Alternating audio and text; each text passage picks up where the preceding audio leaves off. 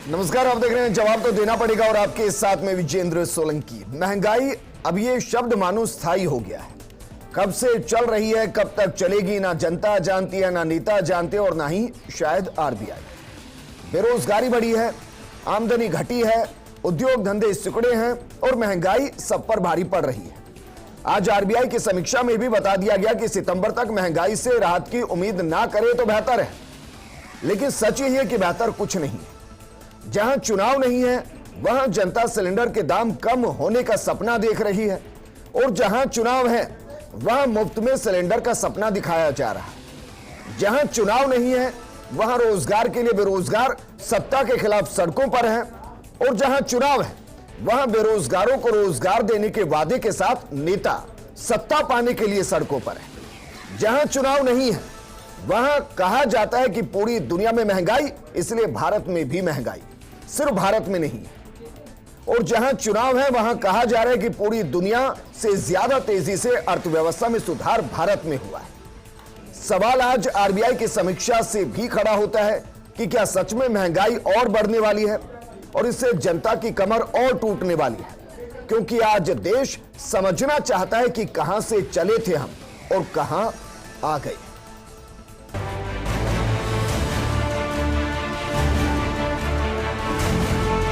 Based on an assessment of the current macroeconomic situation and outlook, it voted unanimously to keep the policy repo rate unchanged at 4%.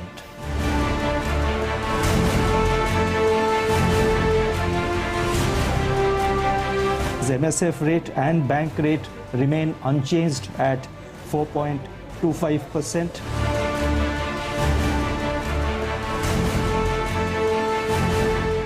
The reverse repo rate also remains unchanged at 3.35%.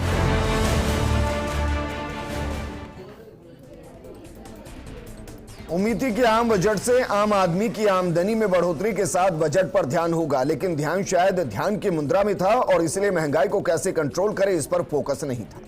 अब RBI पर भी सबकी नजरें थी कि repo rate में बदलाव आए, लोन की किस्तें कम हो, आंकड़ा बताएं कि महंगाई घटेगी, रोजगार बढ़ेगा। लेकिन सच यही है कि संसद में रखे गए 3 साल के आंकड़े बताते हैं कि बेरोजगारी की वजह से 2018 से 20 के बीच में 9,140 लोगों ने जान दी है। दिवालिया होने और कर्ज की वजह से 16,000 लोगों ने जान दी है और अभी भी ना महंगाई कम हो रही है और ना ही लोन की किस्तें, और आगे कम होगी कहना मुश्किल है, क्योंकि कई एक्सपर्ट का कहना है कि मार्च में चुनाव जैसे ही खत्म होंगे पेट्रोल डीजल के दाम 5 रुपए से 9 रुपए तक प्रति लीटर बढ़ सकते हैं। अगर ऐसा हुआ तो महंगाई को ये बूस्टर डोज होगी और महंगाई और बढ़ेगी, यानी कि महंगाई चरम पर आ सकती है। तो फिर जिंदगी की सांसों की किश्तों को बूस्टर डोज कैसे मिलेगी, आरबीआई की आज की समीक्षा को कैसे समझे, इस मुद्दे पर बात करने के लिए हमारे साथ मौजूद हैं कांग्रेस नेता अभिनव शर्मा जी, बीजेपी नेता और प्रवक्ता सुरेश गर्ग जी, फाइनेंस एक्सपर्ट के तौर पर पंकज घिया जी हमारे साथ हैं। पंकज जी, आपके साथ ही मैं इस चर्चा को शुरू करना चाहूंगा। आज जो समीक्षा की गई, जो 2022-23 के लिए रूपरेखा बताई गई आरबीआई की तरफ से, क्या आपको लग रहा है कि इसकी वजह से जो महंगाई है वो तो रिफ्लेक्ट हो ही रही है, आने वाले वक्त में भी बहुत ज्यादा राहत की उम्मीद आम आदमी ना ही करे तो बेहतर है? देखिए, जो आज की आरबीआई की समीक्षा बैठक है उसको अगर हम गौर से देखें तो उन्होंने स्टेटस को मेंटेन किया है जी। उसका मतलब ये है कि जो रेट्स चल रही हैं, इंटरेस्ट रेट चल रही हैं, रेपो रेट चल रही है, वो सब सेम रहेगी। इससे महंगाई पे जो उनको अटैक करना चाहिए था और जो महंगाई तेजी से बढ़ रही है उस पे कम हो, आम आदमी को राहत मिले। और आज हम जो देख रहे हैं कि आम आदमी बढ़ती कीमतों से बहुत ज़्यादा परेशान है। छोटी छोटी वस्तुएं, चाहे हम तेल घी की बात करते हैं, पेट्रोल की बात करते हैं, हम और भी जो लाइफ स्टाइल की चीज़ों की बात करते हैं, वहाँ जो इंक्रीज आ रहा है उससे आम आदमी जो मध्यम क्लास वर्गीय है या निम्न क्लास वर्गीय है उसको जीवन यापन में बहुत ज़्यादा तकलीफ हो रही है जी। तो अगर आरबीआई की पॉलिसी को देखें, इससे 2 फायदे और 2 नुकसान है।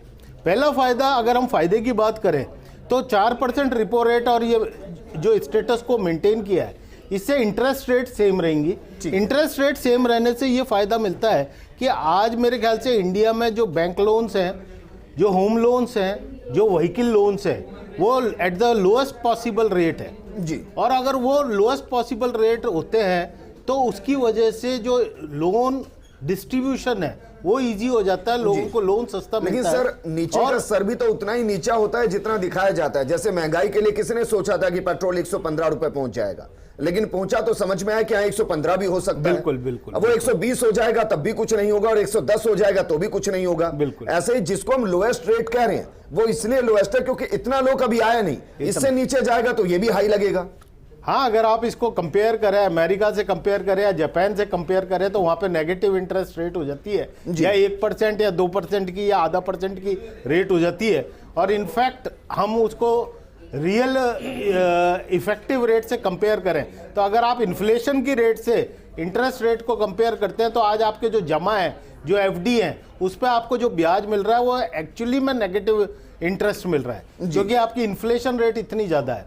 और अगर आप कंज्यूमर इन्फ्लेशन की बात करते हैं तो जो आज 5-5.5% की आरबीआई ने पॉलिसी दी है और आगे के लिए उन्होंने फोरकास्ट दिया है कि 4-4.5% तक रहेगा।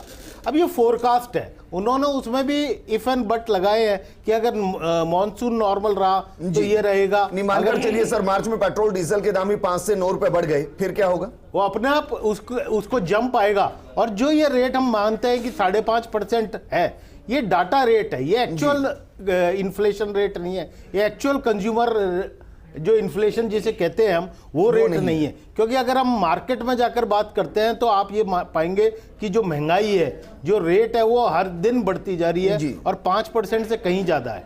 तो इस स्टेटस को हम दूसरी तरीके से 5% को कैसे समझे सर? पेट्रोल 2 गुना हो गया है, सरसों का तेल 2 गुना हो गया है, सब्जियां 1.5 गुना हो गई हैं, वो इस 5% के कैप में नहीं आती। 5% हो सकता है सैलरी कम हो गई हो, इनकम कम हो गई हो, किसी की बड़ी होगी है तो बहुत ही कम चांसेस मुझे वर्तमान स्थिति में एक बड़े व्यापक स्तर पर दिखाई देते हैं। बिल्कुल। सुरेश गर्ग जी, सर क्या महंगाई को कंट्रोल करने का कोई एक रोड मैप है या नहीं है, या फिर सीधा सा नारा लगाएं गो विद फ्लो?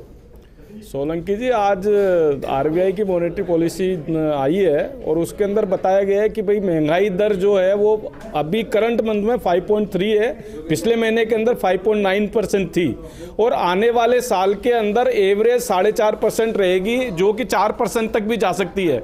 तो महंगाई दर जो किसी टाइम पे 10% से ऊपर हुआ करती थी रिटेल के अंदर, वो आज कंट्रोल में है। आरबीआई ने खुद ने पैरामीटर बना रखा है कि 4 से 6% के बीच में महंगाई दर रहनी चाहिए, उस कंट्रोल के अंदर आरबीआई महंगाई दर है। तो मैं नहीं समझता कि ज्यादा महंगाई दर है जो किसी टाइम पे 10% हुआ करती थी। आज आप जीडीपी ग्रोथ रेट देखिए, 9.2% जीडीपी ग्रोथ है और आने वाले साल के अंदर उन्होंने 7.8% बताया है। तो हिंदुस्तान के अंदर ग्रोथ भी बढ़ रही है, महंगाई दर भी कंट्रोल में है। आप जो बता रहे हैं कि साहब महंगाई दर देखो 4% से 6% के बीच में महंगाई दर है। अच्छा ये कहिए ना कि वर्तमान स्थिति में महंगाई है ही नहीं। पिछले महीने में 5.9% थी, इस महीने में 5.3% है। महंगाई दर घट रही है और आने वाले टाइम के अंदर महंगाई दर खुद सचिकांत जी खुद बता रहे हैं कि 4.5% एवरेज देने वाली है। और सवाल ये करें कि ये कहां तक आ चुके हैं हम। कांग्रेस प्रवक्ता अभिनव हमारे साथ हैं। अभिनव, क्या वाकई में जिस तरीके से महंगाई बढ़ रही है उस पर बतौर देश में विपक्षी पार्टी के तौर पर क्या कांग्रेस का फोकस है, या फोकस सिर्फ इस पर है कि चुनाव को जीत लिया जाए या चुनाव में बेहतर परफॉर्म कर लिया जाए, पार्टी को मजबूत कर दिया जाए, बस फिलहाल इतना ही बहुत है? देखिए विजेंद्र जी, जैसा कि आपने कहा कि महंगाई का जो मुद्दा है वो सिर्फ कांग्रेस पार्टी के लिए ही नहीं, इस भारत देश में जितना भी विपक्ष है, कांग्रेस के अलावा भी जितनी पार्टियां हैं, सबके लिए एक प्रमुख मुद्दा है क्योंकि वो जनता से जुड़ा हुआ मुद्दा है। अब मैं आपको एक कमाल की बात भारत की अर्थव्यवस्था के बारे में बताना चाहूँगा। भारत की देखिए, अमेरिका के तत्कालीन राष्ट्रपति डोनाल्ड ट्रंप जी 2020 में जब कोरोना महामारी आई उससे पहले भारत पधारे थे। उस दौरान उन्हें अहमदाबाद लाया गया। तो जब उन्हें एयरपोर्ट से अपने सभा स्थल तक जाना था तो भारतीय जनता पार्टी की सरकार के सामने ये दिक्कत आई कि वहाँ पर बहुत सारी झुग्गी झोपड़ियाँ हैं रास्ते में। तो उनका क्या किया जाए, उन्हें छुपाया जा नहीं सकता और उनके जीवन स्तर को वो उठा नहीं पाए इतने भी साल भाजपा की सरकार में, जो कि गुजरात मॉडल है। तो अब उन्होंने तरीका निकाला कि अभी के लिए, क्योंकि डोनाल्ड ट्रंप आ रहे हैं और विश्व में हमारी बदनामी ना हो, इसलिए उसके आगे एक सुंदर सी दीवार बना दी जाए। और उसको अच्छे रंगों से पोत दिया जाए और उन्हें दिखा दिया जाए कि भारत इतना स्वच्छ सुंदर देश है और हमारे यहाँ पर कोई समस्या नहीं है।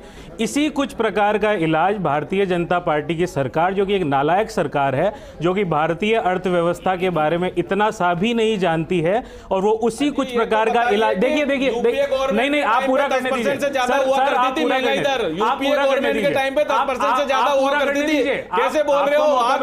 4% से 6% के बीच में निर्मला सीतारमण जी की अर्थव्यवस्था के बारे में समझ इतनी ही है कि वो बाहर एक सुंदर सी दीवार पोतने का प्रयास कर रही है, लेकिन नीचे धरातल पर वो कभी उतरी नहीं है। आपको ये बात माननी पड़ेगी, आपको ये बात माननी पड़ेगी, आपको ये बात नहीं, आपको मेरी बात सुननी पड़ेगी। भारतीय जनता पार्टी, देखिए आपको मेरी बात, आपको मेरी बात सुननी पड़ेगी। अभिनव रुकिए, मुझे लगा था कि शायद सुरेश गर्ग जी इसलिए टोक रहे होंगे कि एक ऐसे शब्द का इस्तेमाल किया गया जो नहीं होना चाहिए था। अभिनव, उन्होंने नहीं टोका है, लेकिन ऐसा नहीं है कि वो नजरों में नहीं है। आपने जिस नालायक शब्द का इस्तेमाल किया है, मैं चाहूंगा कि उस शब्द को आप अपनी भाषा से दूर करें। इनकी नेचर मुझे लगा था सुरेश गर्ग जी उस पर आपत्ति मुझे लगा था कि शायद आप इस पर आपत्ति दर्ज कराएंगे, लेकिन ऐसा नहीं हुआ। अभिनव, ऐसे शब्द मेरे प्रोग्राम और फर्स्ट इंडिया पर नहीं आते हैं। देखिए विजेंद्र जी, जो मेरा कहने का तात्पर्य है, यदि मेरे शब्द से किसी को तकलीफ पहुंची उसके लिए मैं माफी चाहता हूं, लेकिन मेरा कहने का तात्पर्य यह है कि हमारी आदरणीय फाइनेंस मिनिस्टर जी, जो कि राज्यसभा से आती हैं, धरातल पर वो कभी उतरी है नहीं। उन्हें आम आदमी, सामान्य मानवी के जीवन में आज जितनी समस्याएं हैं, जो इतने संकट से आज भारत देश जूझ रहा है, उनकी परख नहीं है, उनकी समझ नहीं है, और इसी वजह से पूरे वर्ल्ड के अंदर सबसे ज्यादा जीडीपी ग्रोथ। देखिए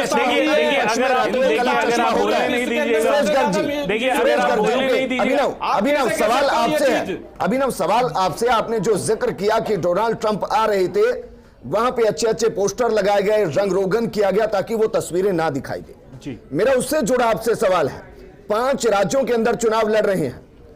उत्तराखंड में कहा जा रहा है कि 3 सिलेंडर मुफ्त देंगे, कहा जा रहा है 3,000 रुपए देंगे, कहा जा रहा है कि मुफ्त में आपको पूरी यात्रा करेंगे। सर रुकिए, सर प्लीज रुकिए एक बार। आपकी कहीं सरकारें हैं, पंजाब में है, राजस्थान में है, और भी 1-2 जगह पर है। कितनी जगह पर वर्तमान स्थिति में 3 सिलेंडर दिए गए? जहां पावर आपके हाथ में है, जहां पावर होनी है वो तो छोड़ दीजिए सर, जहां पावर है कहां जनता को रिलैक्सेशन दिया गया? देखिए, क्योंकि आपने मुझसे सवाल पूछा है, वैसे तो महंगाई का जो मुद्दा है वो केंद्र सरकार से जुड़ा हुआ मुद्दा है, क्योंकि जो अर्थव्यवस्था की आर्थिक नीतियां हैं वो केंद्र के स्तर पर बनाई जाती हैं। लेकिन फिर भी कांग्रेस का प्रवक्ता होने के नाते से मैं ये बताना चाहूँगा आपको कि हमारी जितनी भी सरकारें हैं, चाहे वो पंजाब में हो, चाहे राजस्थान में हो, चाहे कहीं भी हम सहयोगी दल भी हैं, वहाँ पर आप देख लीजिए कि महंगाई तुलना में केंद्र सरकार की तुलना में भाजपा शासित भारत के अंदर सबसे ज्यादा महंगाई दर राजस्थान के अंदर बिल्कुल नहीं है। सर मैं आपको सुरेश गर्ग जी, सर मैं सवाल नहीं करूंगा अगर आप इस तरीके से टोकेंगे तो। सुरेश गर्ग जी, आप कैसे कह सकते हो? देखिए विजेंद्र जी, जब भाजपा की नीतियों के ऊपर उंगली उठाना हम लोग शुरू करते हैं तो ये लोग हमें बोलने नहीं देते हैं। अगर आप बोलने नहीं दीजिएगा तो हम जनता तक हमारी आवाज कैसे पहुंचाएंगे? सुरेश गर्ग जी, सर डिबेट का मतलब तो समझते होंगे या नहीं समझते? सुरेश गर्ग जी, तो जब तक सवाल ना पूछा जाए सर, दूसरे को बोलने दीजिए। आप हर किसी की अभिव्यक्ति की आजादी पर इस तरीके से ठोस नहीं पहुंचा सकते। सर रुकिए सर, उनको भी बोलने का अधिकार है सर, उनको भी बोलने का अधिकार है सर। सवाल करने के लिए मैं बैठा हूं यहां पर। जब आपसे सवाल किया जाए आप जवाब दीजिएगा सर, विद रिक्वेस्ट कीजिएगा।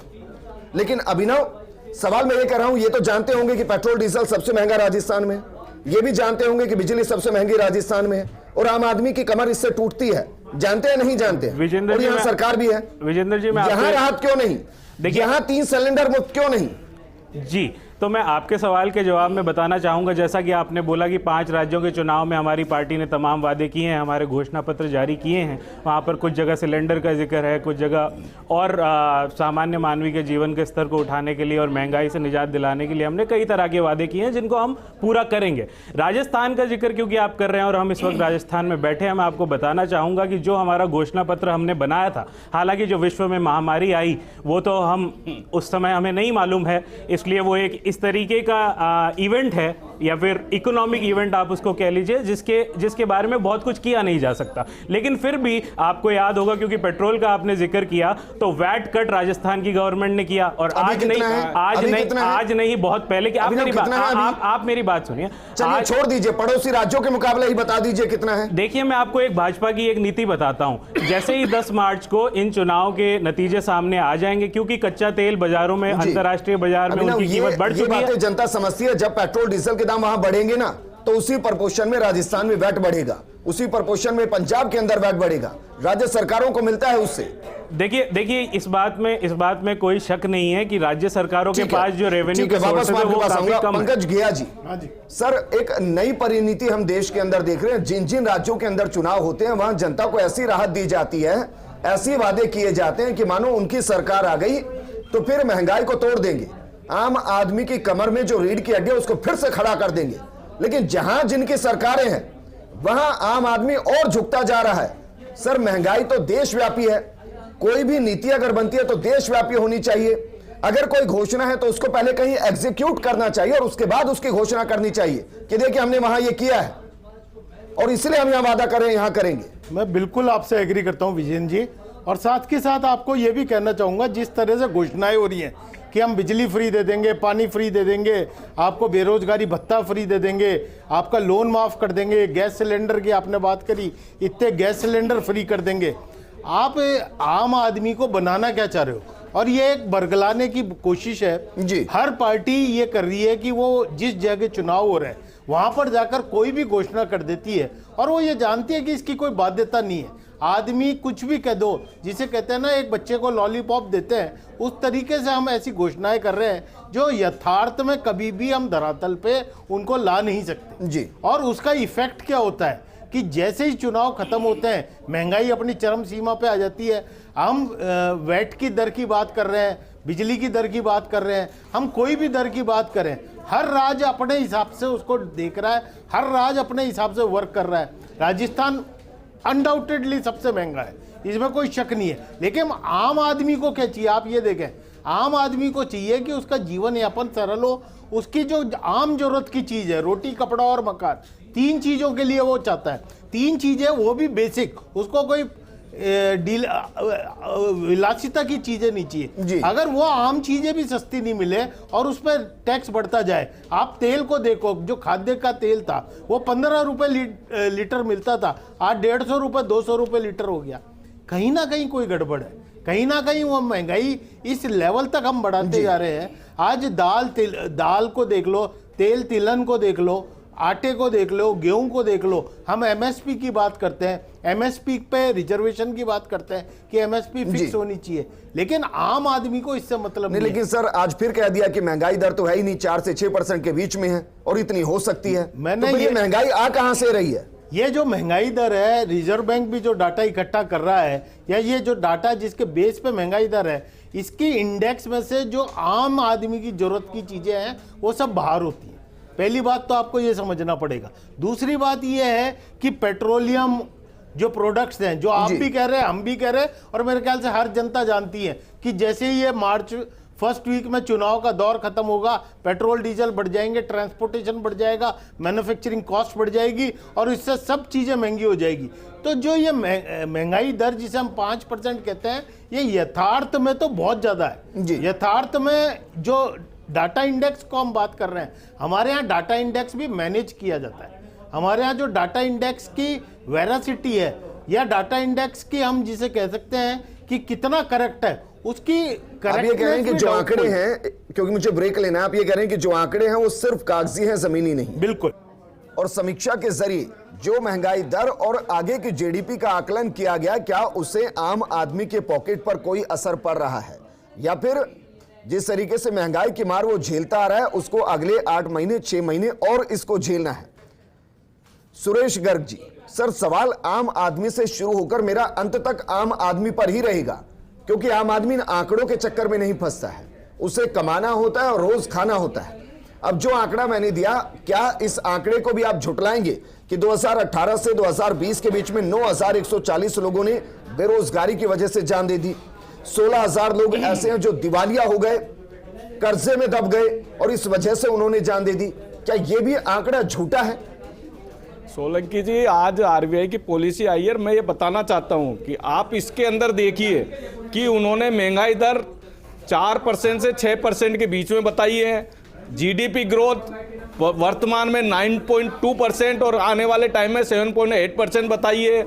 इंडिया में ग्रोथ बताई है कि वैक्सीनेशन, आज 170 करोड़ वैक्सीनेशन होने की वजह से इंडिया के अंदर ग्रोथ होगी, इन्वेस्टमेंट आएगा। ये आरबीआई खुद बता रही है। आरबीआई का कहना यह है कि आने वाले टाइम में इन्वेस्टमेंट भी बढ़ेगा, क्योंकि यहाँ पे इंडिया के अंदर वैक्सीनेशन आज 95% के लगभग वैक्सीनेशन होने की वजह से लोगों का विश्वास बढ़ा है। सर भैया ये पूछ रहा हूँ, आम आदमी को पता तो चले कि आम आदमी को देखिए कि हर तरीके का हम राहत दे रहे हैं। आज 80 करोड़ जनता को मुफ्त में भोजन उपलब्ध करा रहे हैं। मतलब देश में 80 करोड़ किसानों को हम किसान सम्मान निधि के रूप में आप मानते हैं कि जो अपने 2 वक्त की रोटी को नहीं कमा पा रहे हैं, 1,35,000 करोड़ रुपए किसानों को हमने उनके खाते में डायरेक्ट पैसा दिया है। तो मैं कहना चाह रहा हूं कि आम आदमी का पूरा ध्यान है। नहीं सुरेश गर्ग जी, इस आंकड़े को थोड़ा मैं करेक्ट करना चाहूंगा। आप जो 80 करोड़ कह रहे हैं, इसका मतलब मैं ये तो मान ही लूं कम से कम कि देश में 80 करोड़ आबादी ऐसी है जो 2 वक्त का खाना नहीं खा पा रही है, उसको सरकार खाना खिला रही है, उस स्थिति में भी नहीं है। और ये भी आंकड़ा कौन सा है सर? ये 2011 की जनगणना का आंकड़ा है। आज ये भी आप जानते होंगे सर। 141 करोड़ की जनसंख्या है हिंदुस्तान की, 141 करोड़ की जनसंख्या है हिंदुस्तान की। और मोदी जी हर व्यक्ति का ध्यान रखते हैं। जहां पे उनको वैक्सीनेशन की जरूरत थी, हमने वैक्सीनेशन प्रोवाइड कराया। जहां खाद्यान्न की जरूरत है, वहां खाद्यान्न में किसानों को हमने किसान सम्मान निधि दी है। युवाओं को रोजगार के अंदर अभी तो ये कल के पेपर के अंदर आया कि इंडस्ट्रियल ग्रोथ। आप ये देखिए कि सॉफ्टवेयर के अंदर आप मैन्युफैक्चरिंग यूनिट के अंदर लोगों की सैलरी डबल हो चुकी है। सोलंकी जी, कोरोना काल के बाद में भी लोगों की ग्रोथ बढ़ रही है और लोगों की सैलरी, आप सॉफ्टवेयर इंजीनियर का उठा के देख दिए डाटा, जिसकी 30 लाख रुपए की सैलरी थी वो आज 70 लाख के पैकेज में चला गया।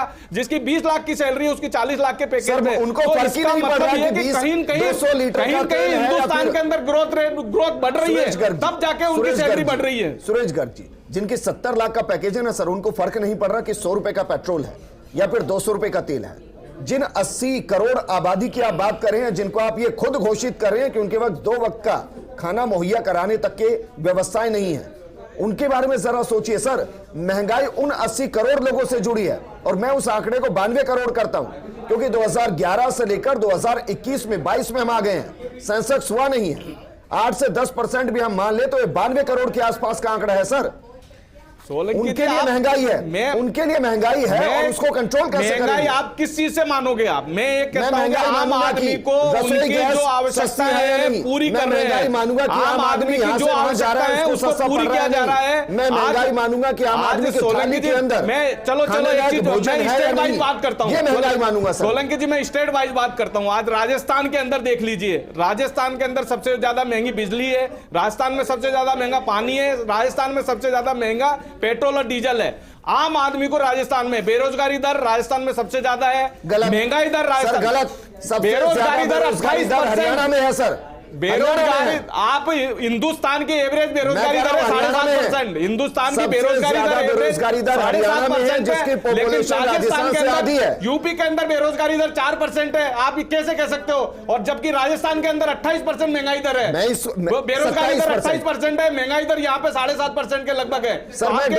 राजस्थान की क्या हालत है?